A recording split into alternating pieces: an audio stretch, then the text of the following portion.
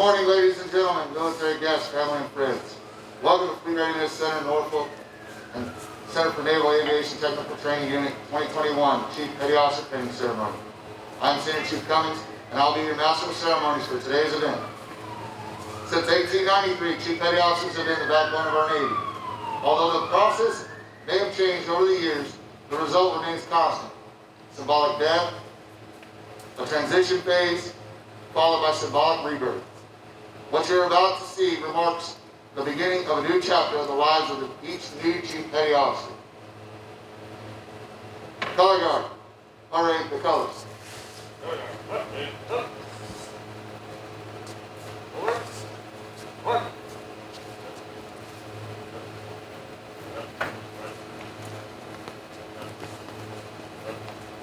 Left wheel, march.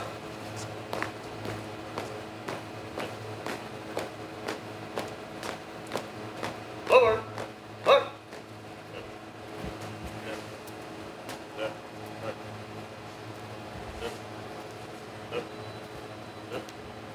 Left wheel, march.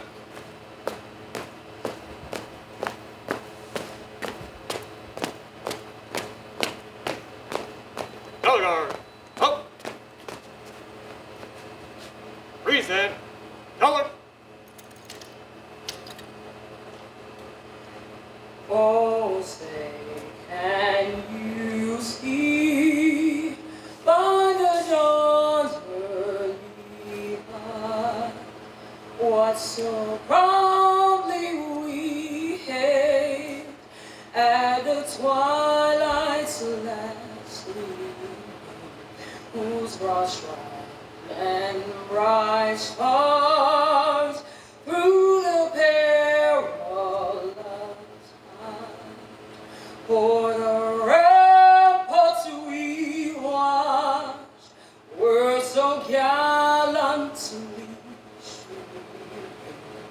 and the rockets regular, the bombs bursting in air, gave proof through the night that our flag was still there.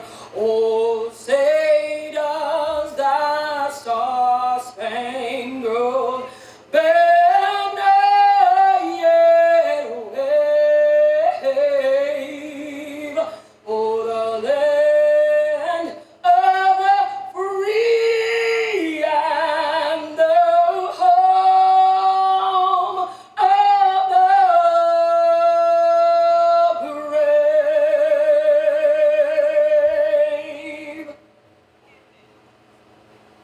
Carry, color. Color Guard, retire the colors. Left wheel, march.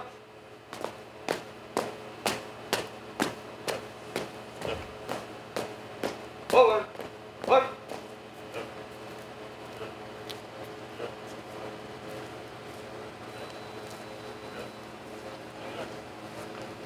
Right wheel, march.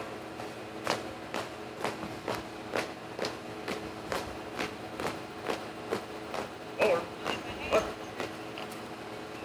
Thank you, Chief McCoy, for your rendition of the national anthem. Chief Gonzalez will now deliver the invocation. That was great. Oh God, today we just want to thank you, Lord, for everyone that has made it this far, Lord. We ask you for wisdom, Lord, from this day forward, Lord. We need all the wisdom they can get. Thank you for everybody that is here today, Lord. Thank you for the ones that are not. Protect, handle. Thank you for all their struggles that they have been. In the name we pray, Lord. Amen.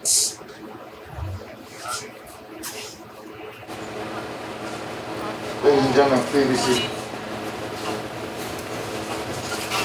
It is with great pleasure and distinct honor to introduce today's guest speaker, Fleet Master Chief Retired Paul Kingsbury.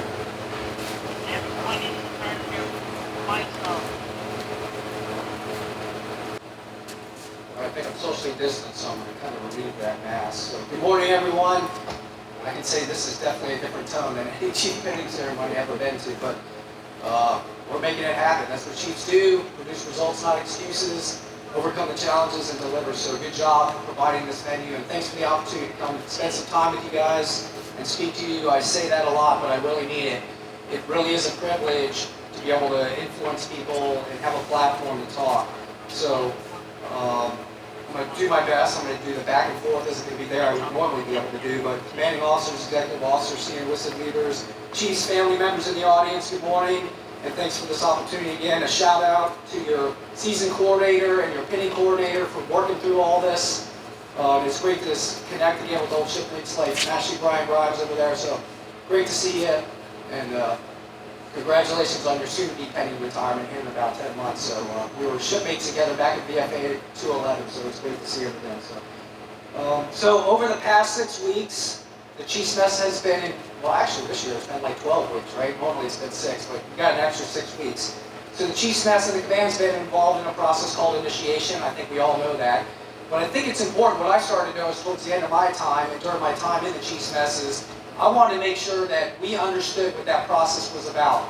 I went through a different process when I was initiated back in 1996, and one of my lessons learned was a lot of chiefs were coming at me with a lot of stuff. There was a lot of things in my charge book, but no one ever really connected it to a lesson learned or a training objective I should have been getting.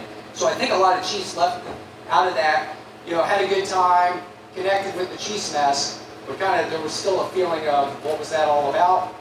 And we definitely weren't going to go back to our chiefs and go, I didn't get what all that stuff they were putting us through was about. Some of it had merit, and as we know, if anyone got initiated back then, some of it was out of place. It did, and we've grown beyond that, and I definitely advocate and have faith in the process we do now. But for the chiefs out there, if you were in person now, the new chief selects, the new chiefs to be today, I would ask for your response on these. So here are the things that I think you should have accomplished, and the Chiefs Mess should have accomplished during this past 12 weeks. So, number one, we've communicated and instilled the values, beliefs, and expectations required for you to contribute and succeed within your Chiefs Mess. Okay? So think that we've done that. Number two, we should have tested your ability to seek help from, work with, and contribute to the Chiefs Mess to meet broader command objectives or team objectives while under time and pressure constraints. Number three, we should have explained and you should now understand the tremendous CPO Mess reputation you are now accountable for protecting. And we've demonstrated how the CPO Mess serves to hold individual chiefs accountable to the highest levels of professionalism and personal performance. The process and your chiefs have looked for liabilities in your behavior or in your professionalism that may or could impact Chiefs Mess reputation or your ability to serve as an ambassador on behalf of the Navy, your rating, or the Chiefs Mess. And we've tested your reliability, your loyalty, your confidence, and your humility. All these are attributes that are required of the most successful chiefs. We've taken time to work to eliminate the apprehension you may have had regarding the Chiefs Mess, so you can immediately and effectively contribute to it once your mess accepts you. And then finally, your mess provided coaching and feedback in a variety of ways when you fail to meet these standards. So this process of initiation is important. Some may think it's reindeer games, some fully don't understand it, but it has a purpose because it helps our newest chiefs understand their new responsibilities, their new authorities, and their new obligations that they will bring now as chief petty officers to their command, their mess, and ultimately their sailors. And whether you fail or succeed is left to be seen. You're going to hear that more in the words of the Chief's Petty Officer's Creed that I'm going to read later in the program today, and it's going to reinforce many of the points I've made. But this process is not just about training and welcoming new chiefs into our Chiefs Mess. The season is also a time for all Chief Petty Officers to reflect on their roles in ensuring the Chiefs Mess remains strong and can fulfill its duties. It's also a time for all the stakeholders that enable and support the Chiefs Mess to reflect too.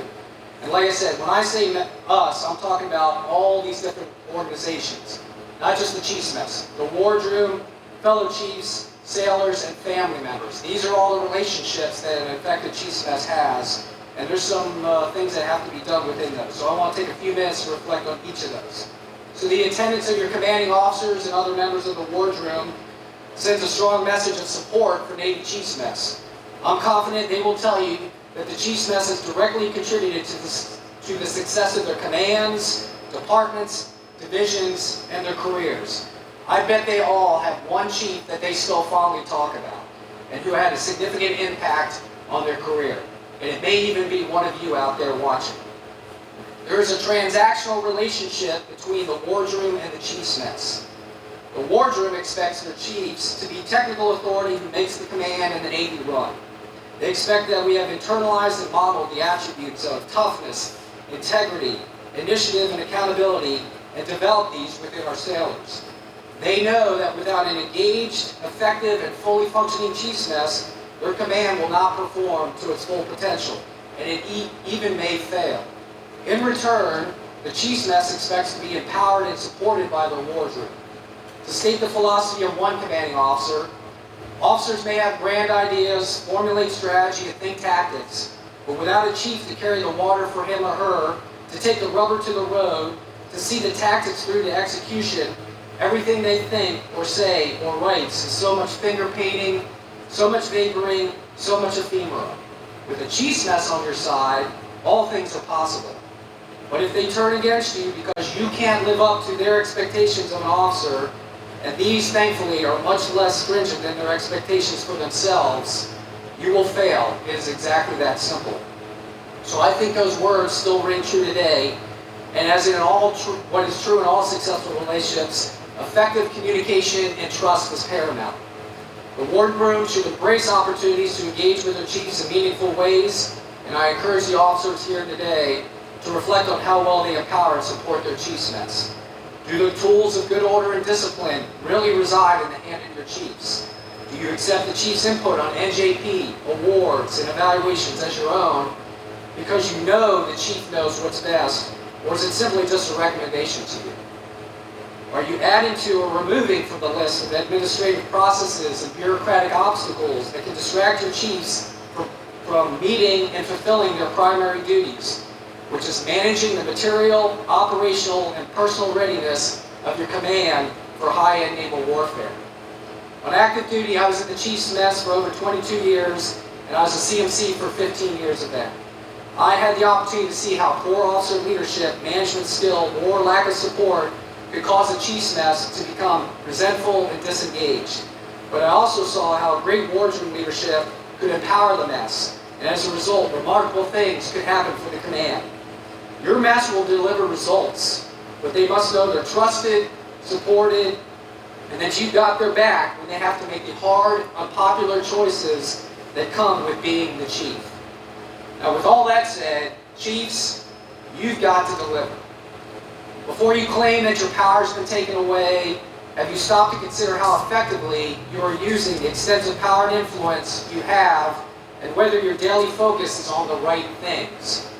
Are you really the technical authority for matters in your rating? And are you taking full ownership and holding yourself to account for the material, operational, and personal readiness of your division, your department, and your command? You actively work to develop and support your division officer, department head, and wardroom. And do you look for opportunities to invite those officers down to the mess for a meal or a cup of coffee so you can build trust and the commitment and support that follow? Do you seize the initiative to get things done that you know need to be done and which are easily within your sphere of influence to fix or execute? Or are you waiting around to be told to produce results or choosing to admire problems or wallow in excuses? I've seen the unfavorable results of a Chiefs Mess who had grown complacent and disengaged and then had to be micromanaged. But once that mess got recalibrated and refocused, the command excelled. Unfortunately, the price to be paid for that complacency falls directly on the backs of your sailors. Mantras such as backbone of the Navy must be earned. You can't just print those on a t-shirt and expect results. You have the authority and resources to get things done and fulfill the expectations of these mantras. CMCs and LCPOs, one of your roles is to ensure the relationship between the mess and the wardroom remains healthy. You have the unique access and perspective to see this relationship from both sides and to gauge its impact on command effectiveness. I charge you today to be the catalyst that facilitates an ongoing and healthy dialogue and relationship between your wardroom and your mess. On occasion, it will be strained, but when the relationship between the wardroom and the CPO mess is strong, your command and your sailors will benefit. One of the major lessons our newest chiefs have learned, or should have learned over this past several weeks, is that they are now part of a great network, and to maintain the strength of that network, the next relationship that must be fostered is among Chief Petty Officers. And I know this was discussed extensively over the past few weeks, but I want to touch on it some more. I once read a paper called Charting a Course to Command Excellence, and there's a section that discusses the characteristics of superior chiefs messes. And that always stuck with me. And it states that in superior commands, the chief quarters functions as a tight-knit team. The chiefs communicate well, seek inputs from each other, help with personal problems, identify with the command's philosophy and goals, and trust each other with professional respect. This relationship among chiefs must not be allowed to fracture or your command will struggle. Your chiefs mess should take time away from work to improve and build this relationship. You have an obligation to each other to attend hail and farewell ceremonies, promotions, and retirement ceremonies, not because your CMC tells you to, but because it's the right thing to do. It comes with being a member of the Chiefs Mess, and it demonstrates solidarity and strengthens our network. But the true measure of CPO mess health is not the number of coins or t-shirts sold.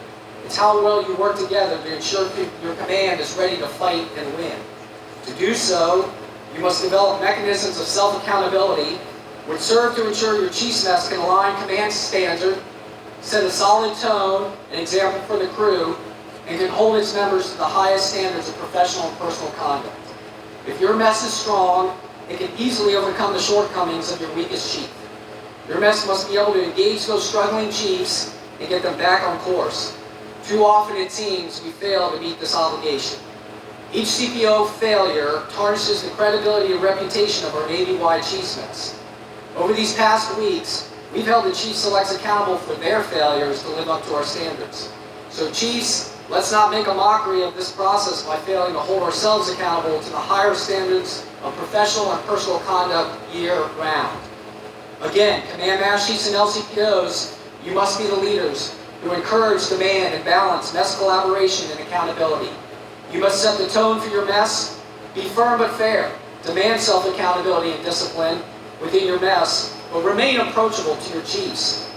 Within your mess resides your reliefs. Train and lead them well, and the Navy will benefit for years to come. So this next relationship I want to talk to is that of the chief and their sailors. And frankly, from what I'm hearing lately, this is the one that appears to be the most in need of attention these days. Our 11th Master Chief Petty Officer of the Navy, Joe Campo, would often tell a story about the influence his first chief had on him. Quote, "My first chief had a huge impact on me. I still look at what he did.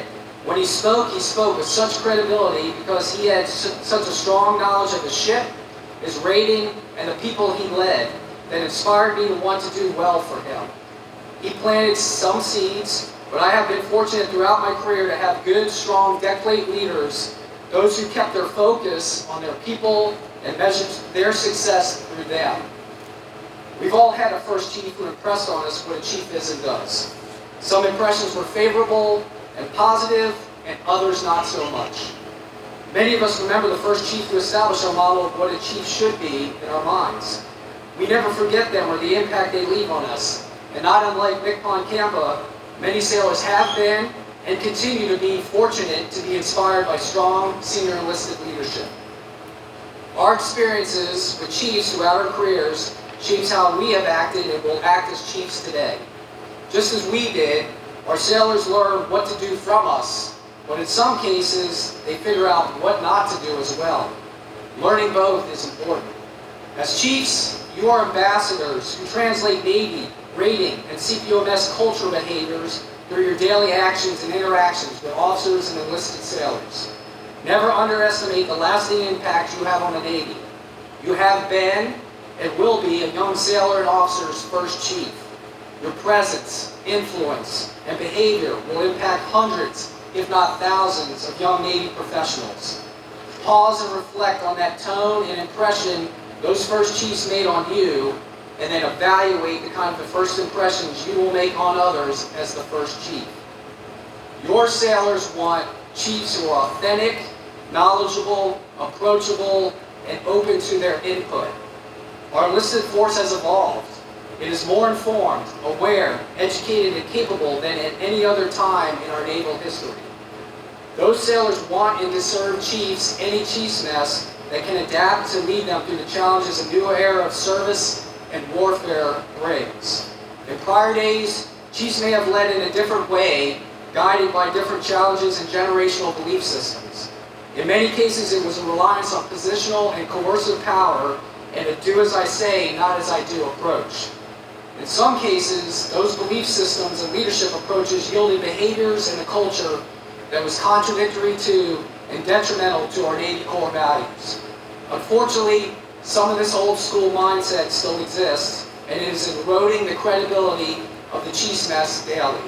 Each chief must evaluate what they say and do to ensure they are not presenting a say-do mismatch, which only erodes the trust and credibility sailors have for you and the chief's mess. Frankly, they don't care about CPO creeds, t-shirts, coins, or khaki balls. They want to come to a workplace where they make a difference and they like the team they're on. They want to come to a well-organized and managed workplace and be able to do the work the Navy pays them to do with the resources and training they need to get the job done. Each day, each chief's in your mess should be working to accomplish those goals on behalf of those sailors. Find and remove obstacles and help solve problems. Don't be the obstacle and don't be the problem. Be positive role models, be available, identify talent, provide coaching and feedback, use positive and negative discipline when you need to, but keep your focus on your sailors. Alright, the last relationship I'll talk to and discuss is the most important, but it's often the hardest for us to manage from my experience. It's a relationship between a chief petty officer and their family. I know many of them are joining us today virtually, and welcome to the ceremony. I'm not defining family these days as a spouse and kids, but as a larger group that includes parents, grandparents, siblings, significant others. That term family has new meaning these days.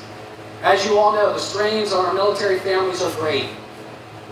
Modern families often have two working parents and are meeting off-work obligations such as school, homework, chores, sports, and other activities. And as we've seen this year, COVID has even added to the pile of challenges and stresses on families. Additionally, the challenges with commissioning ceremonies, certification processes, shakedowns, intensive operational tempos makes life in the Navy that much more demanding on our families. Without their continued support and efforts at home, chiefs can easily become distracted and disengaged, and the mission and readiness of our commands and our sailors will be affected.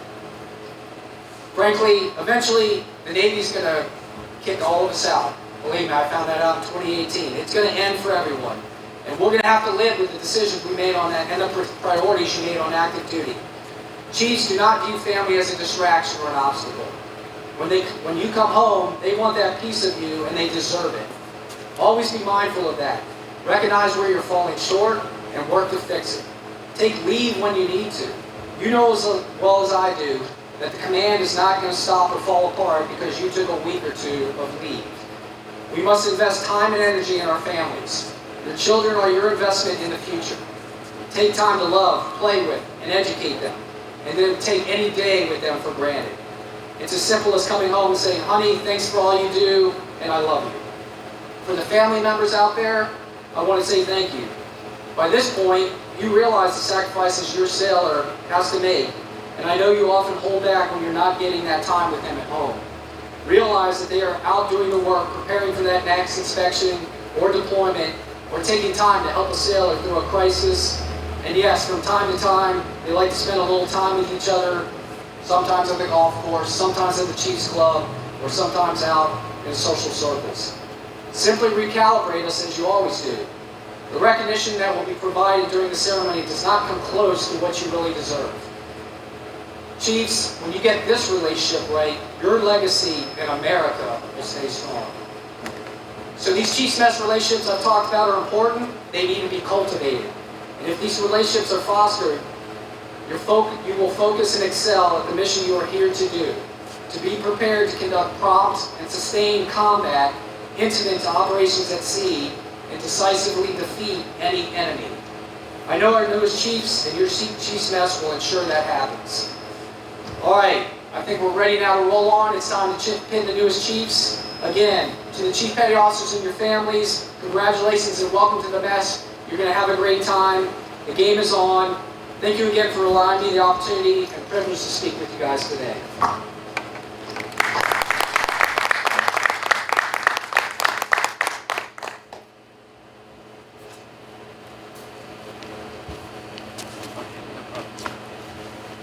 Thank you for your motivational and insightful words.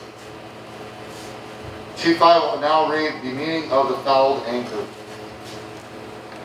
The fouled anchor is the emblem of the rank of Chief Petty Officer of the United States Navy.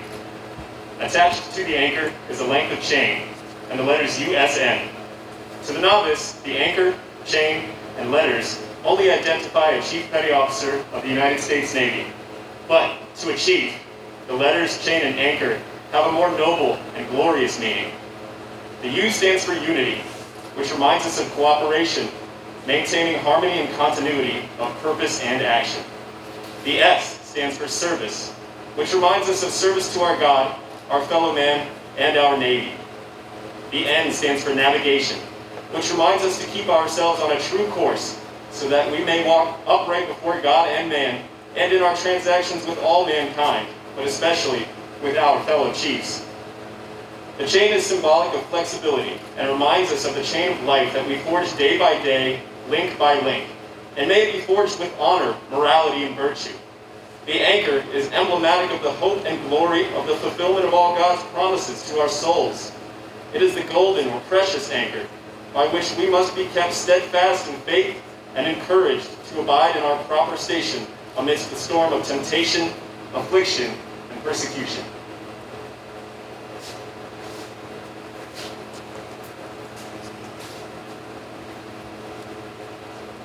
Now we reach the moment that chief selects have been waiting for all season. I'll now introduce the prospective chief petty officers for the traditional pinning of the anchors and the placement of the combination cover. Prospective Chief Petty Officer Henry Womble, front and center.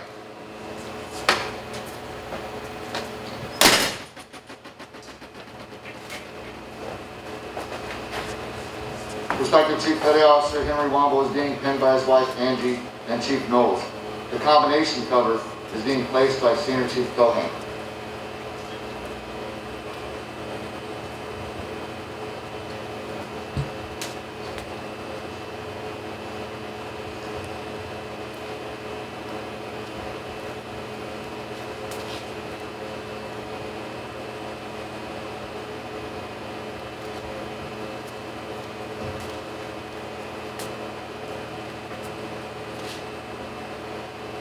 Presenting Chief Petty Officer Henry Womble.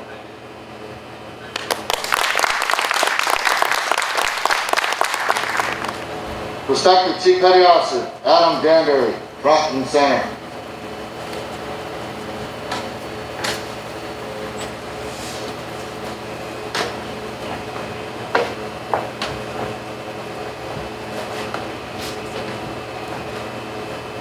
Prospective Chief Petty Officer Adam Danbury is being pinned by his sons Gavin and Garrett, along with his wife Karina.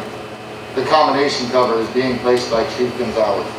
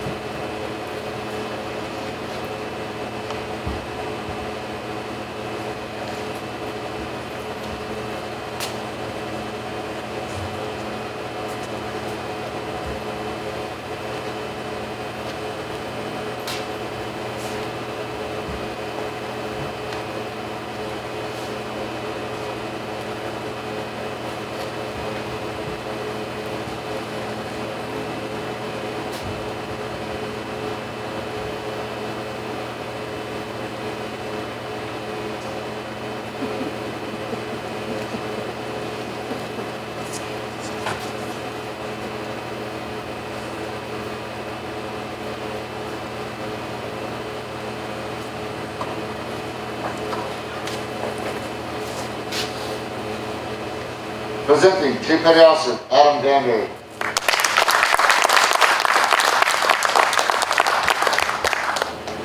Respected Chief Petty Officer, Reba Foreman, front and center.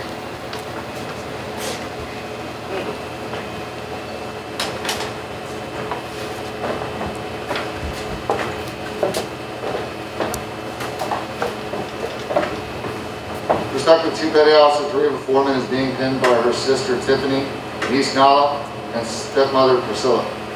The combination cover is being placed by Chief Birch.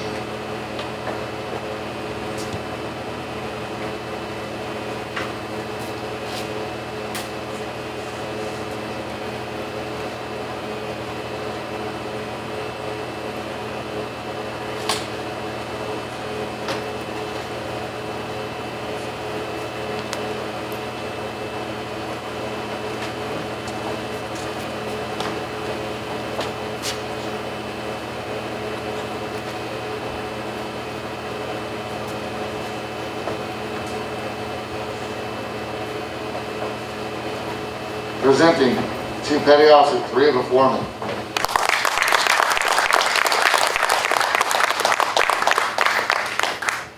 Respected Chief Petty Officer Kimberly Heights, front and center.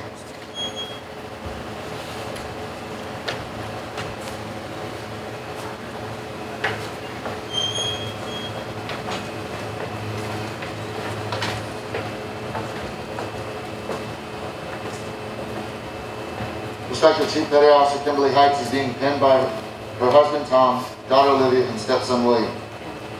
The combination cover is being placed by Chief McCoy.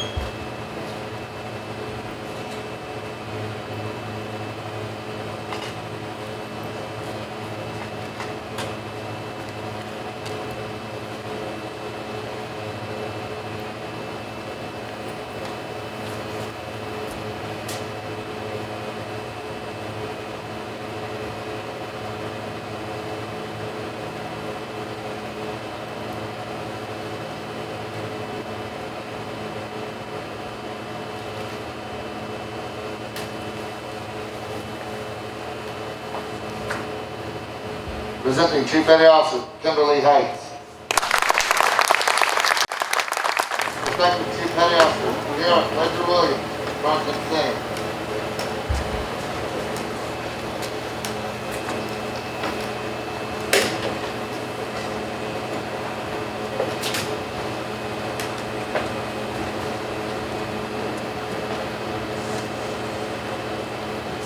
Respected Chief Petty Officer Kiara Pledger Williams is being pinned by her daughter Aliyah and son Daniel and husband David.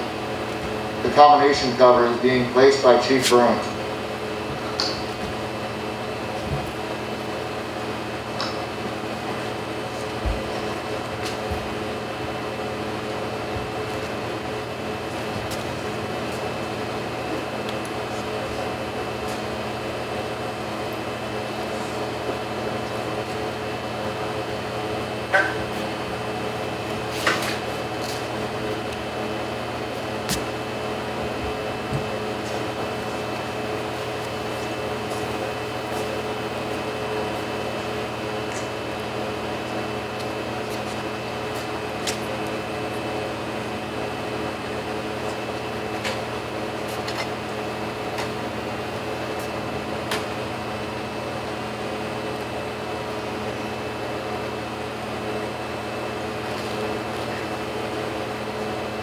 Presenting Chief Petty Officer Kiara Pledger Williams.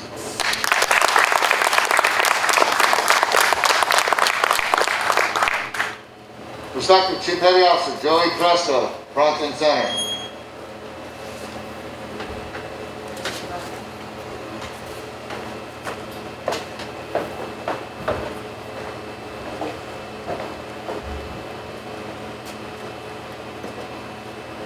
Respected Chief Petty Officer Joey Presto is being pinned by his wife Arlen.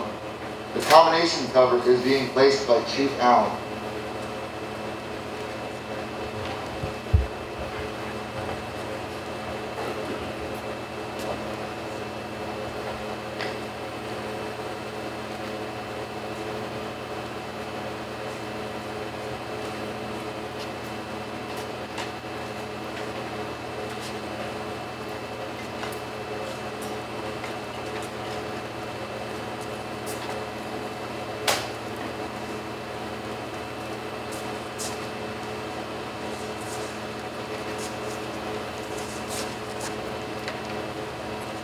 Presenting Chief Petty Officer Joey Presto.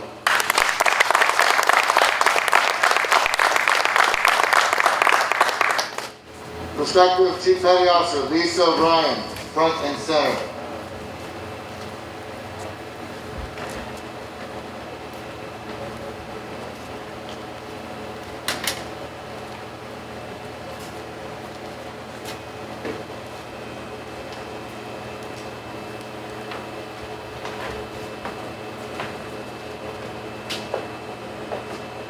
Prospective Chief Petty Officer Lisa Ryan is being pinned by Senior Chief Gogan and Master Chief Wicker. The combination cover is being placed by Chief Lofty.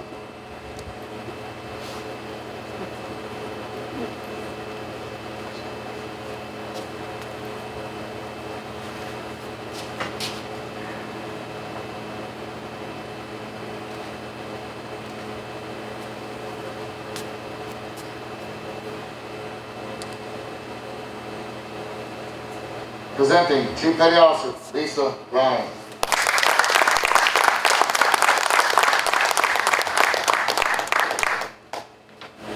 Prospective Chief Petty Officer Joseph Hickson, front and center.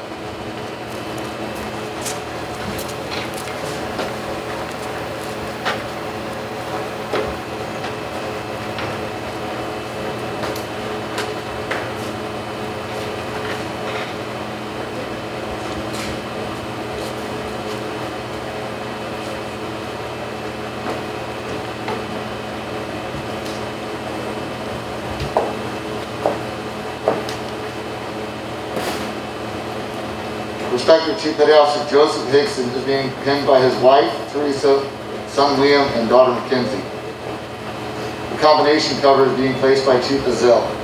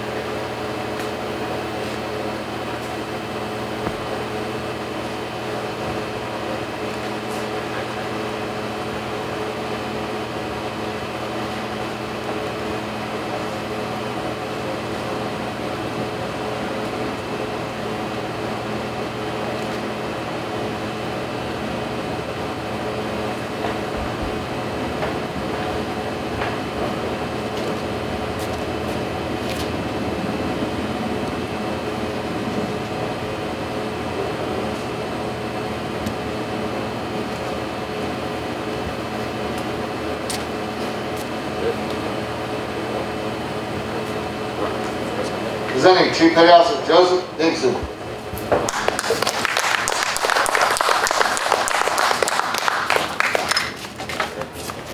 Prospective Chief Petty Officer Joseph Miller, front and center.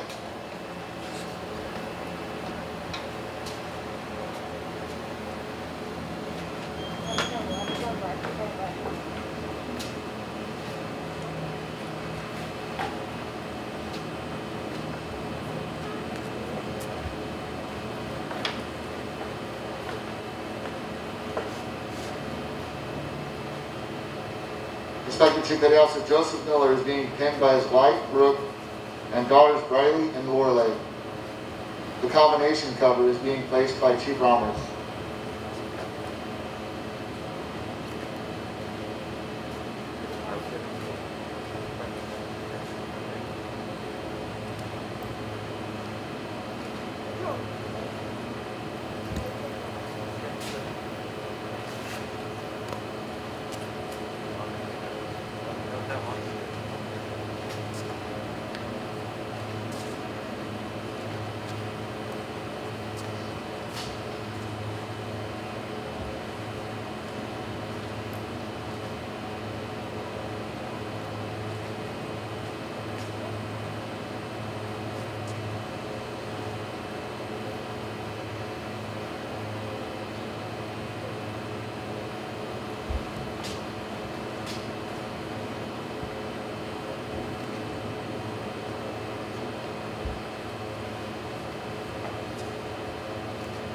Presenting Chief Petty Officer Joseph Miller.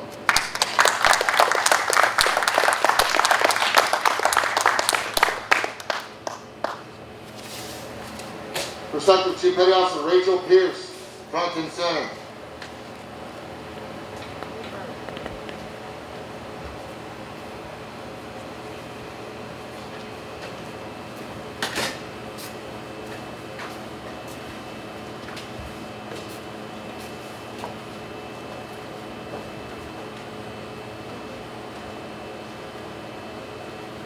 Prospective Chief Petty Officer Rachel Pierce is being pinned by Master Zeiss, Don Braylon, and Prince Stacy. The combination cover is being placed by Chief Pin.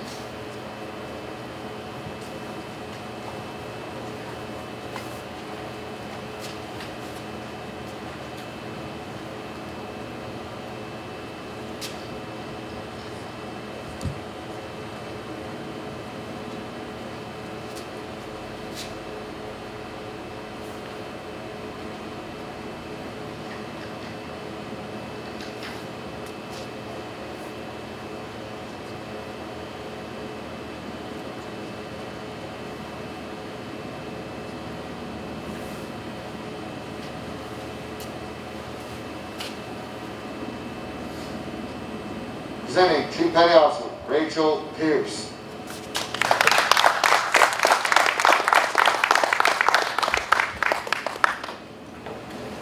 Prospective Chief Petty Officer Jeremy Richard, front and center.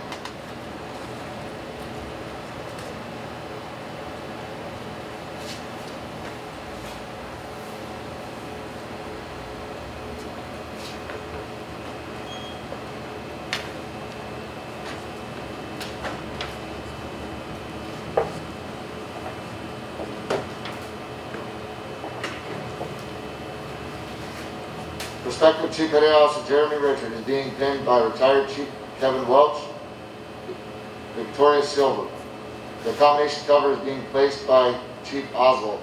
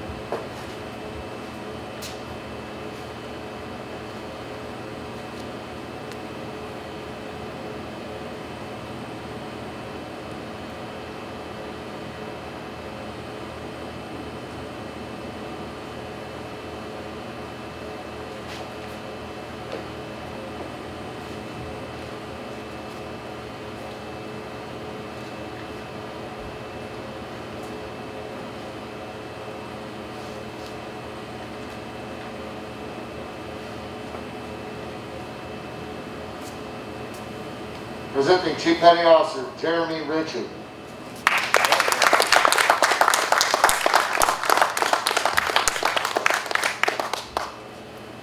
Prospective Chief Petty Officer Michael Ventanza, front and center.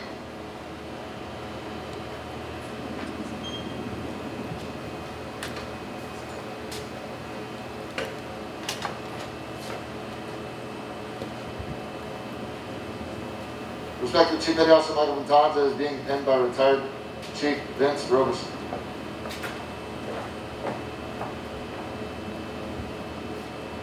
The combination cover is being placed by Chief Scott.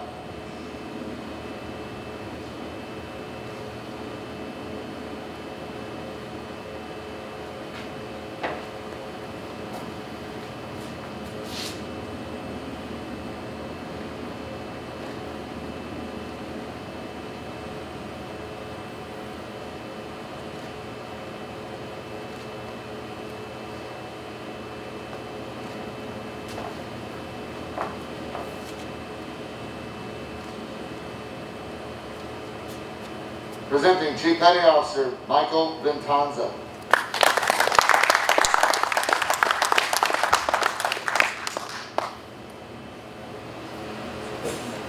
Prospective Chief Petty Officer Robert Westing, front and center.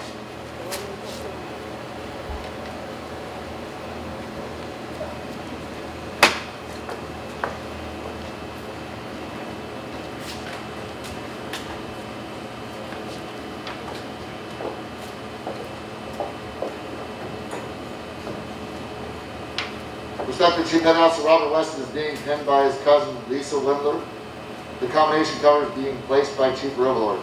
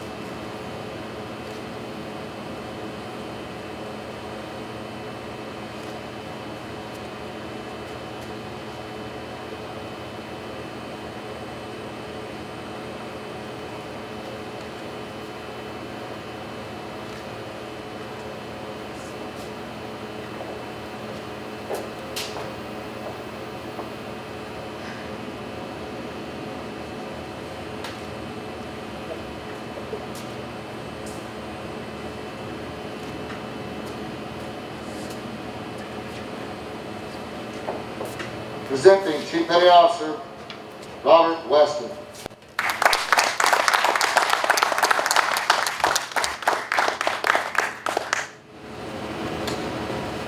Chief Brent will now read the Chief Petty Officer's creed.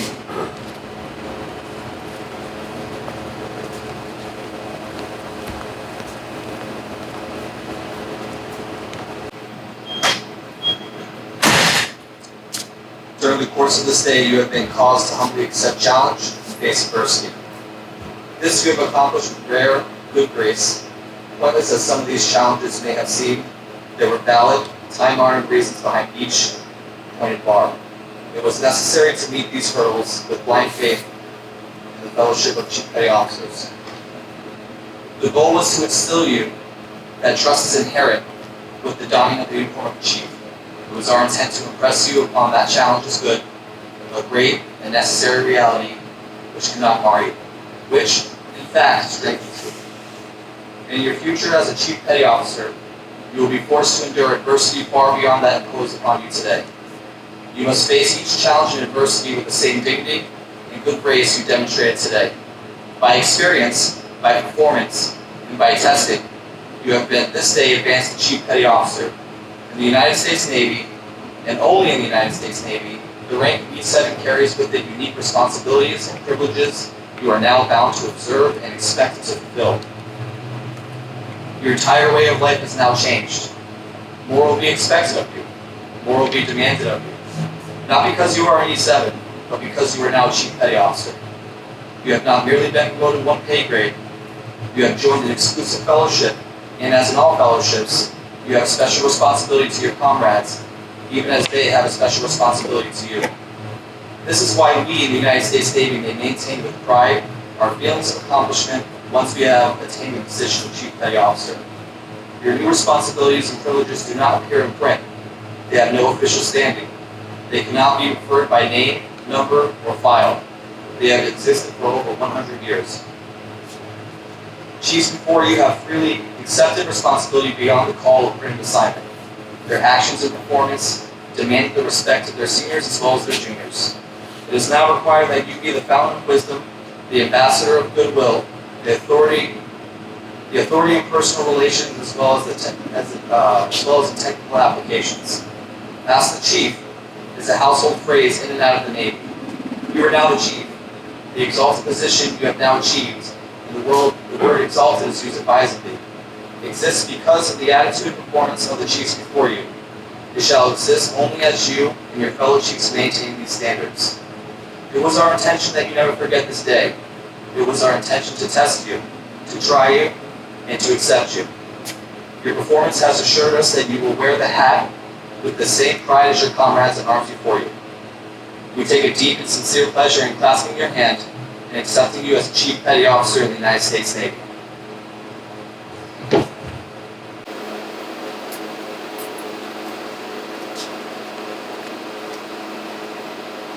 Chief Gonzalez will deliver the benediction.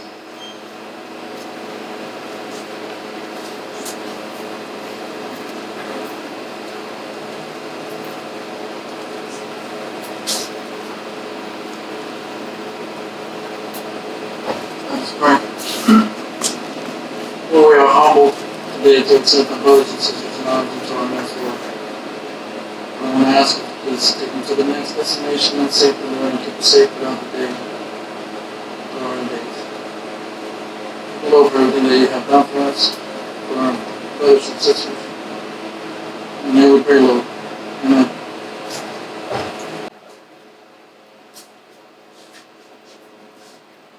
Ladies and gentlemen, this concludes the pinning ceremony. Please join us in congratulating our newest Chief Petty Officers.